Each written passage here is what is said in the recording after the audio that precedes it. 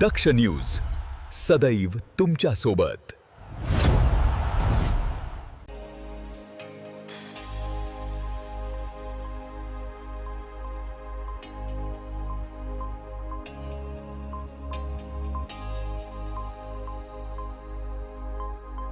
निफाड तालुक्यातील कृषी उत्पन्न बाजार समिती अंतर्गत येणाऱ्या खाणगाव भाजीपाला मार्केटमध्ये गेल्या काही दिवसांपासून भाजीपाल्याची मोठ्या प्रमाणावर आवक होत आहे।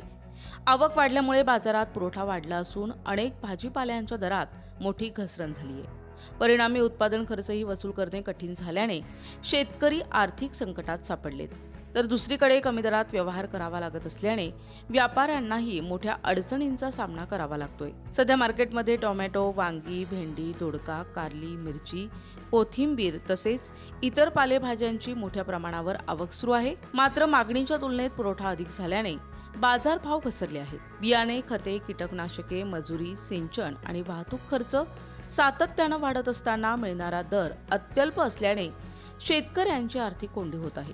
व्यापारी वर्गालाही या परिस्थितीचा मोठा फटका बसत आहे। भाजीपाला हा नाशवंत माल असल्याने तो दीर्घकाळ साठवून ठेवणं शक्य नसतं, त्यामुळे मोठ्या प्रमाणावर आलेल्या मालाची तातडीने विक्री करण्यासाठी व्यापाऱ्यांना कमी दरात व्यवहार करावे लागतात। परिणामी शेतकरी आणि व्यापारी या दोन्ही घटकांवर बाजारातील असमतोलाचा परिणाम होत असल्याचं चित्र आहे। यावर उपाय म्हणून बाजारातील मागणी पुरवठ्याचे योग्य नियोजन, शेतकरी आणि व्यापारी यांच्यात समन्वय, साठवणूक सुविधांचा विस्तार, प्रक्रिया उद्योगांना प्रोत्साहन तसेच बाजारभाव स्थिर ठेवण्यासाठी शासनाने प्रभावी उपाययोजना कराव्यात अशी मागणी शेतकरी वर्गातून होत आहे। खाणगाव भाजीपाला मार्केटमध्ये सध्या मोठी आवक कायम असून येत्या काही दिवसात मागणीत वाढ झाल्यास बाजारभावात काही प्रमाणात सुधारणा होण्याची अपेक्षा व्यक्त केली जात आहे।